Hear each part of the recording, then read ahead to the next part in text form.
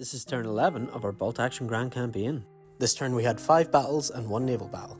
The first battle we'll look at is in Finland between the Soviets and the Finnish trying to retake Helsinki. In this top secret battle, both sides had to get an objective from the centre of the board and take it off their end of the board. The Soviets rushed to the centre while the Finns took their time, mainly down to some unlucky rolls in getting the Finnish reserves on. By the time most of the Finnish forces had got onto the board, the objective was already in the hands of the Soviets. And with some quick manoeuvring, the Soviets managed to load the objective onto a truck and run it off the board, adding insult to injury by burning down the Puma. Next was a last stand battle for the Germans as they were defending Rome against the Italians trying to take back their capital. This was a demolition battle where both sides were defending a shed. The Italians, as usual, used a defensive-heavy approach, hoping to make up for lack of offense with a strong defense, but the Germans, as usual, went full-on offense, starting off strong with a few kills already. Sadly, the Italians had no defense against the medium armor of the Puma, which reached the objective pretty quickly, winning the battle for the Germans and pushing the Italians back. The next battle, we're back in the Pyrenees as the Spanish try to push the French back into France. This was yet another top-secret battle where they both had to get an objective from the centre of the board and take it off their end. The Spanish were able to grab the objective pretty quickly, while their artillery pinned down enemy attacks to try and get it back.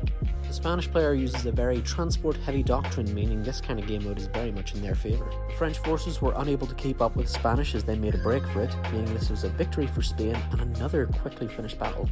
Next was another Soviets versus Polish battle, the two sides vying for Yugoslavia and Romania respectively. This was a key positions battle where both sides had to get to objectives on the board and hold them by the end of the game. The Polish had a varied army, while the Soviets were almost entirely an infantry army. The Soviets were able to rush in and capture a few positions at the start, while the Polish struggled to get any hits, and the Polish 10th Motorized Division were able to get up and paint a target on their back, holding some of the objectives.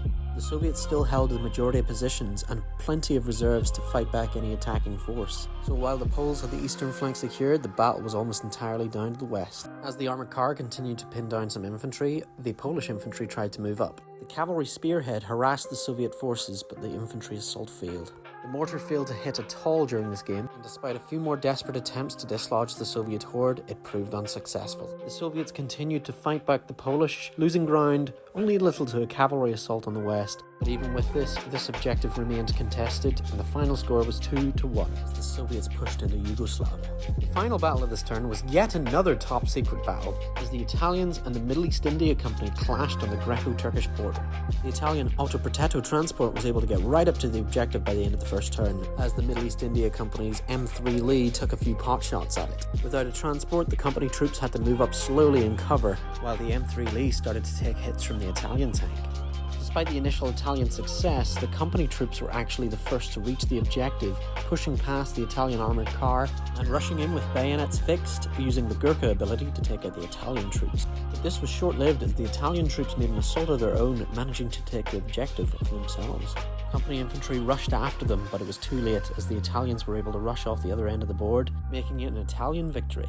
There was one naval battle that saw the Spanish fleet in the Mediterranean get absolutely rinsed. The map for turn 12 sees the Spanish barely holding on to Iberia, the Germans looking a little better in Italy as the Polish troops arrived from the north, and the Soviets carving their way through the Balkans. This turn also saw the collapse of the alliance between the Soviets, Spanish and the Germans. Feel free to pause and read this newspaper if you're interested in any of the lore, and thanks for watching. We'll see you in the next one.